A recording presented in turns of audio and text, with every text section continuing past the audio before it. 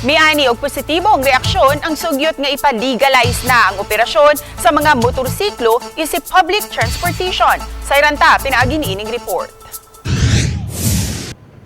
Sa sentro sa Mandaue City, dapit sa merkado, adunay kanya-kanya nga pwesto ang mga motorcycle groups. Sa pag-standby nila na hisgutan ang mga developments karon sa kauluhan kabahin sa sugyot sa pagpa-legalize sa operasyon sa mga motor nga luwas o komportable nga mode of transportation. Gisugyot kini ni Senator Grace Poe pagduso na og motorcycle for hire law pag-umol og palisiya alang sa tanan nga stakeholders.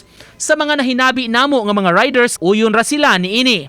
Dili legalize ang balabal, humok kami sa LTO.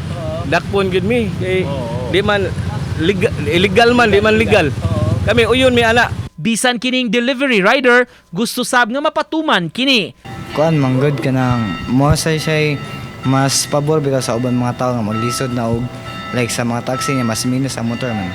Ang chairman sa Committee on Transportation sa Konseho sa Mandaue, uyon sa maong lakang. Magpaabot pa hinuon sila sa kumpletong detalye kabahin niini ug unsay masabutan ug mapasar sa kauluhan. This is the right time nga i-legalize na gid nato ang habal-habal kay para safety sa mga pasahero, and then at the same time makita mo nato ron nga perting traffic kaayo ang situation nato diri sa Metro Cebu.